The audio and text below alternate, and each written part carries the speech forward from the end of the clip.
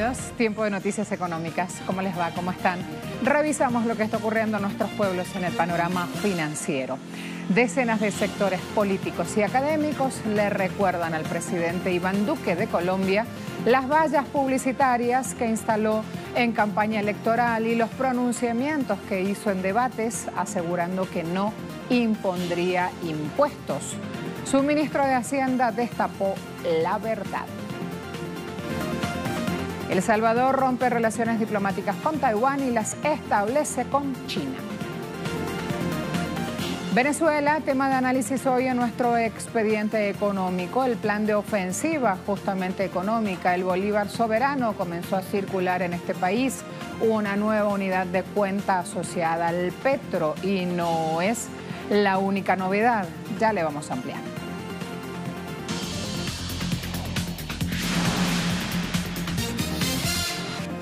En este país, jornada de ayer, el presidente Nicolás Maduro daba un balance de la puesta en marcha de la reconversión económica que iniciaba este 20 de agosto. En el mensaje compartido a través de su cuenta en Facebook, destacó el mandatario el nuevo cono monetario que arrancó con total éxito, así como el inicio previsto para hoy de la primera subasta de divisas, de las 3 subastas que se harán por semana en una etapa inicial. Todo esto buscando estabilizar también ese mercado cambiario. Hoy se ha adecuado de manera exitosa y en tiempo récord la plataforma tecnológica del sistema bancario nacional. Desde temprano estuvimos pendientes de, que toda la adecuación se desarrollara en buena lid. A esta hora ya, desde las 3, 4 de la tarde, la plataforma tecnológica de todo el sistema bancario venezolano está funcionando, los puntos de venta, los cajeros automáticos. Todas las operaciones. Todas las operaciones que se hacen por la vía electrónica están operando al 100%. Mañana arranca, en horas de la mañana, el presidente del Banco Central de Venezuela y el ministro de Finanzas van a explicar los términos de la primera subasta de ICOM. Mañana martes arranca calientico, 21 de agosto, la primera subasta de ICOM. Y vamos a tener 3 subastas por semana. Esta semana va a haber 2 subastas, arranque, pero 3 subastas por semana y luego la vamos a regularizar. 5 subastas, una subasta por cada día hábil de la semana, de lunes a viernes. También para hoy se espera la publicación de los primeros 25 precios acordados en Venezuela, parte de este llamado Plan 50 que busca hacer frente a este fenómeno calificado como hiperinflacionario por expertos, un fenómeno desatado en los últimos meses. Recordemos, con el nuevo plan de recuperación económica, los precios, al igual que el salario, estarán anclados al petro y su equivalencia en bolívares soberanos.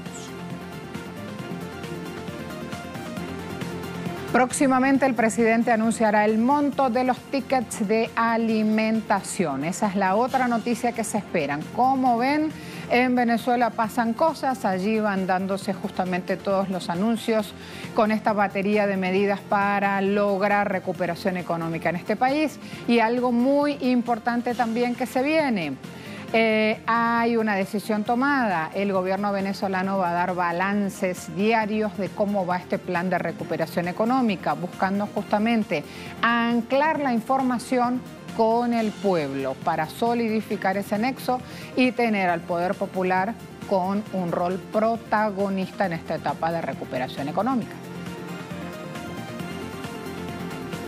Mientras tanto, vamos a ver qué pasa en Colombia, donde se impone una política fiscal totalmente regresiva que sigue cánones del Banco Mundial y que contradice las promesas de campaña del presidente Iván Duque, esa promesa de bajar impuestos.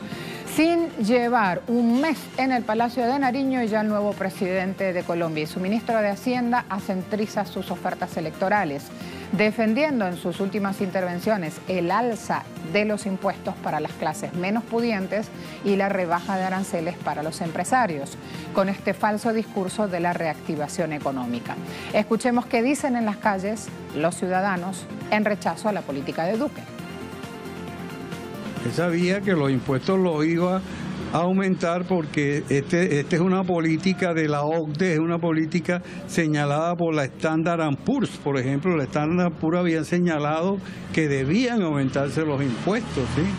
Entonces, eso no depende de él y él lo sabía. Además, su mentor también se lo está indicando, ¿sí? Los impuestos van a ser aumentados a los pobres fundamentalmente y se van a disminuir a los ricos. La verdad que me parece algo un poco absurdo, porque si en campaña se dijo que iban a rebajar los impuestos, debieran de mantener la idea de esa.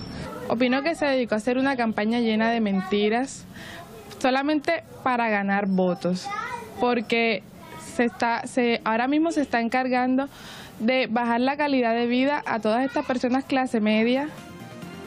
Y que dijo el ministro en un encuentro con empresarios y que despierta justamente sus dichos esta repercusión popular. Bueno, el ministro Carrasquilla, Alberto Carrasquilla, dejó en claro que el plan del actual gobierno incluye, entre otras iniciativas, revisar el tema de los subsidios, revisarlo, reestructurar finanzas del sector de la salud, fortalecer la defensa jurídica del Estado y ampliar la base de renta personal.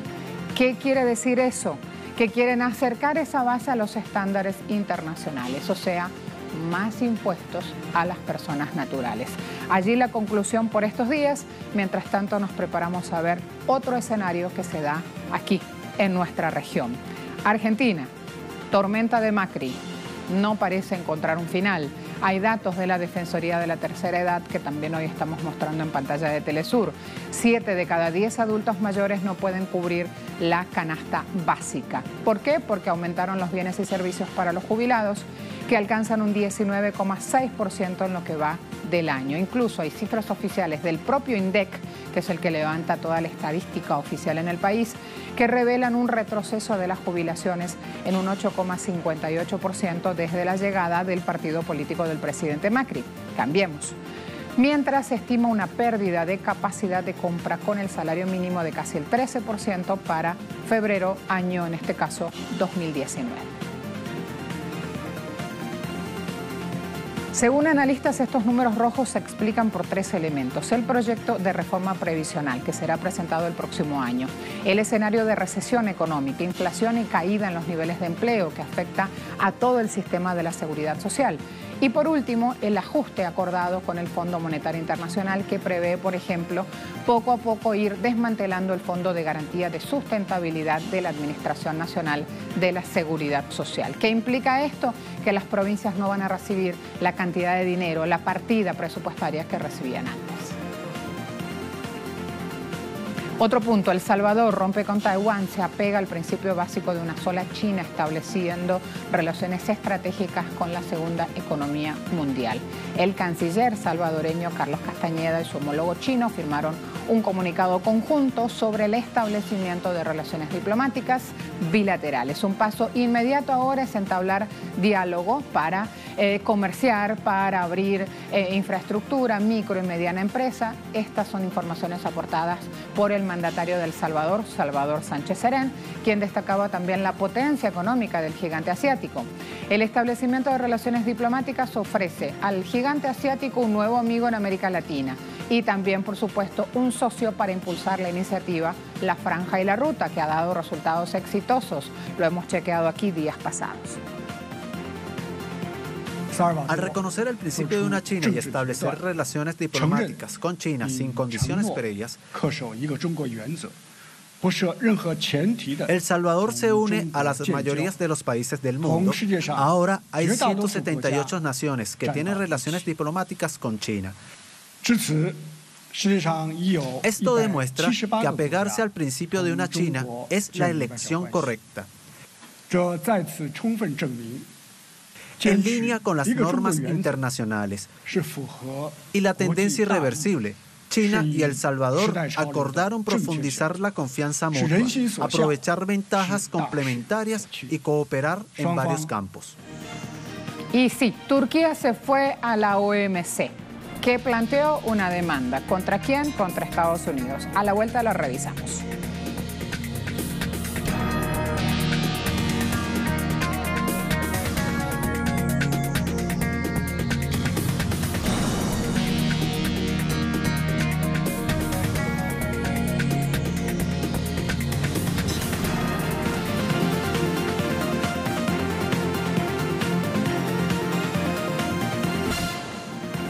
Les decía antes de ir a la pausa, Turquía presentó ante la Organización Mundial del Comercio una queja contra los aranceles adicionales impuestos por Estados Unidos sobre sus productos de acero y aluminio.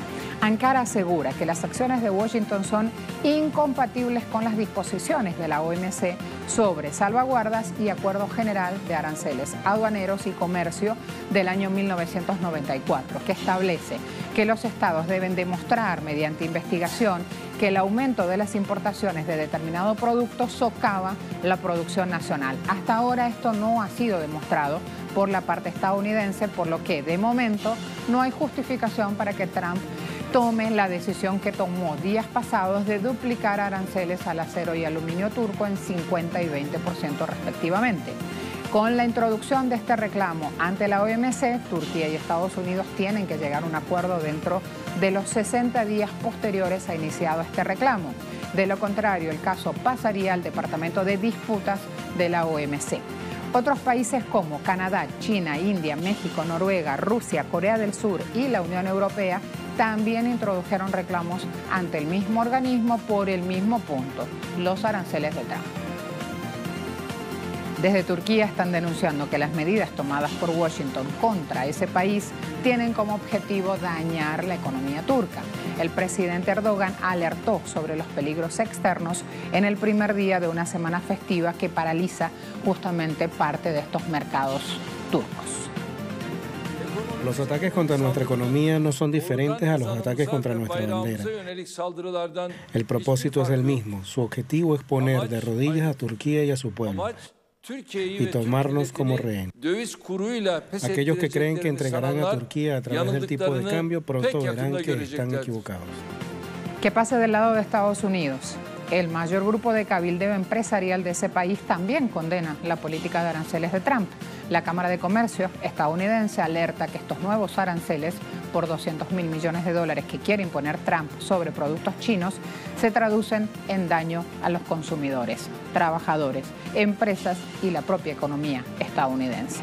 A lo largo de la semana se hacen en Washington audiencias públicas sobre estas tensiones comerciales China-Estados Unidos. Más de 1.400 representantes de empresas de Estados Unidos levantan su voz. La mayoría alerta que los aranceles Trump podrían causar serios daños y mayores costos a los productos. Hablamos de marcas muy conocidas como Westinghouse Electric, el principal productor de combustible nuclear de Estados Unidos, que ha dicho que se necesita en gran medida China para cubrir su necesidad de circonio. De sumar aranceles al gigante asiático, esta empresa se vería obligada a aumentar el costo de la electricidad para un número significativo de consumidores en Estados Unidos. Se espera por esto que funcionarios de ese país y sus contrapartes chinas se reúnan a fin de semana en Washington buscando iniciar otra ronda de conversaciones comerciales. Tenemos algunos miembros que están descubriendo que los hilos y las telas que envían desde China estarían sujetos a un arancel de 25%. Y luego, cuando terminen el producto que envían desde China a Estados Unidos, estarían sujetos a un arancel de 25%. Entonces están recibiendo impuestos dos veces y eso no es bueno.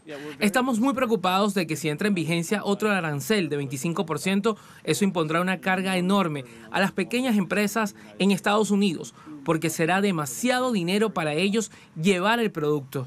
Esto se remonta a abril. Estimamos un número de pérdidas de empleos de aproximadamente 24.000 puestos. Y esto es tanto en la industria química como en las industrias de transformación. Y esto estaba por debajo de la lista inicial de aranceles de $50.000 millones. A la vuelta, análisis, expediente económico, Venezuela, plan de ofensiva económica.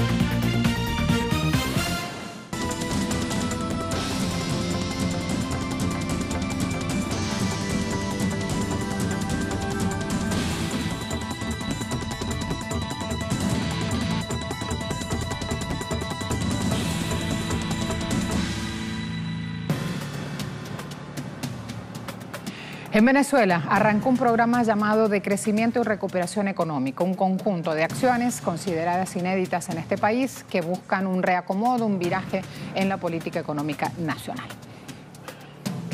El gobierno venezolano avanza en la defensa de su soberanía económica.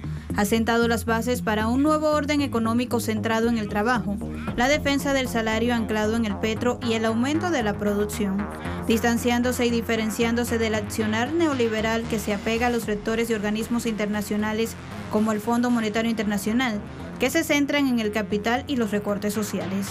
En palabras del presidente venezolano Nicolás Maduro, el programa de recuperación económica apunta de manera directa a sustituir y acabar el dólar criminal y el sistema de fijación y dolarización de precios y recuperar el salario y la capacidad de compra del pueblo de Venezuela.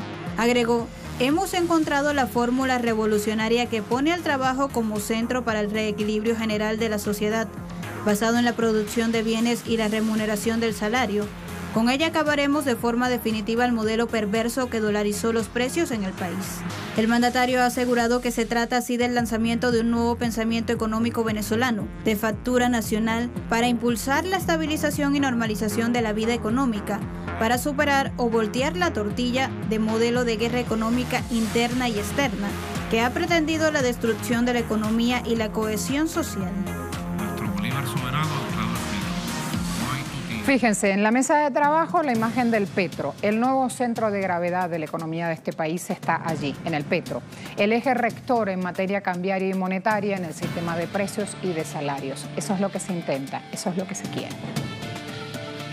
Petro va a anclar el precio del Bolívar soberano. Y cada petro tendrá un valor de 3.600 bolívares. 3.600 bolívares cada petro. Y será la unidad de cuenta fluctuante que servirá para fijar el valor del trabajo y el precio de los bienes de consumo. De esta manera se sustituye la relación Bolívar fuerte dólar por Bolívar soberano petro, una ecuación que es posible gracias a las grandes reservas petroleras que posee el país. La nueva moneda, además de tener 5 ceros menos, está anclada al petro. El objetivo es frenar el desequilibrio producto de la guerra económica inducida y evitar la depreciación del signo monetario, dejar atrás los vicios actuales de la economía que están anclados en un dólar paralelo, calificado por el presidente como criminal, pues se ha encargado de mermar el poder adquisitivo. Este anclaje característico de la nueva estructura económica del país busca facilitar las transacciones comerciales en la moneda local y mejorar la disponibilidad del efectivo. También contribuir con el sistema de cómputo de las instituciones y evitar el contrabando de extracción de la moneda nacional. El Bolívar soberano prevé mejorar solvencia a la economía nacional y consolidar la confianza en el signo monetario venezolano. En fin, recomponer la soberanía monetaria empezando de nuevo con una moneda fuerte de partida. El Banco Central de Venezuela publicará diariamente cifras oficiales del funcionamiento del anclaje del Bolívar soberano a la criptomoneda, así como el valor del petro frente a las divisas extranjeras. La colocación del petro como unidad contable simultánea al Bolívar soberano viene acompañada además de otro anclaje adicional, el salario y precios al criptoactivo venezolano en aras de acabar con los intentos de dolarización que se traducen en pérdida absoluta de la soberanía económica del país. El salario mínimo, pensiones y base de salario para todas las tablas salariales a partir del 1 de septiembre será medio petro, es decir, 1.800 bolívares soberanos. El Estado dará un paliativo, un bono de reconversión económica o de adaptación de 600 bolívares soberanos a 10 millones de beneficiarios del Carnet de la Patria. El Estado pagará a las pequeñas y medianas empresas el diferencial del aumento salarial de los trabajadores durante 90 días, intentando de esa manera eludir los desmadres especulativos asociados a los ajustes salariales y políticamente adjudicados al Ejecutivo. Esto evidencia una vez más el sentido de protección al pueblo por vía de la restitución salarial, otro denominador económico del gobierno que se distancia de la lógica neoliberal que por el contrario impone el congelamiento salarial y la precarización del trabajo. Se ha adelantado también el lanzamiento del denominado Plan 50, un esquema de precios máximos al consumidor de artículos y bienes básicos acordados con el sector privado del país, en aras de garantizar que el precio de la cesta básica esté por debajo de medio petro. Se hizo un llamado a la población venezolana a defender el cumplimiento de los precios acordados y en acción conjunta con el Estado, frenar el afán del enriquecimiento descarado y delincuencial depredador de los empresarios y comerciantes contra todo el pueblo venezolano. A ello se añade una nueva política tributaria postpetrolera orientada al déficit cero. Se establece una subida de 4 puntos a la alícuota del impuesto al valor agregado, pasando así del 12 al 16%, quedando exento una vez más los alimentos, medicamentos, productos de higiene y bienes relacionados con la educación y la vivienda. El impuesto sobre la renta también varía para las ventas diarias de los contribuyentes especiales en 1% y para el sector financiero y asegurador será del 2%. La periodicidad de este pago pasa de ser quincenal a semanal. Así se busca mayor recaudación y estabilidad presupuestaria sin afectación a las grandes mayorías. Además, se aplica una alícuota mayor para el impuesto a las transacciones financieras, es decir, todas las transferencias financieras por encima de un mínimo serán gravados. Eso para evitar transacciones especulativas. El fin es que ese dinero entre a las arcas y se convierta más rápido en inversión social.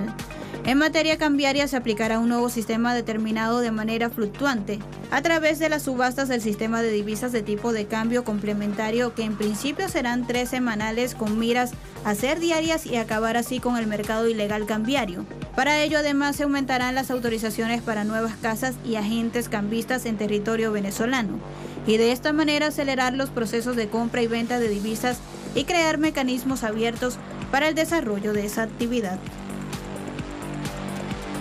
¿Por qué hasta las propias autoridades de Estados Unidos se han referido a estas acciones como acciones imposibles? Porque lo que está dejando de lado el gobierno venezolano con estas decisiones es justamente al Fondo Monetario Internacional.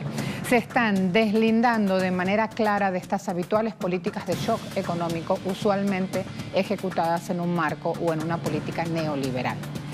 Están las autoridades de este país reafirmando nuevamente la construcción de un esquema económico inspirado en un modelo que priorice necesidades de los ciudadanos y que rompa con cadenas que intentan imponer los amos de otro sistema, que es el sistema financiero mundial. Así las cosas, forjando una nueva economía en los intentos, en las decisiones y en esa marcha, hoy pusimos la lupa en este espacio de análisis. Nos preparamos a cerrar el programa.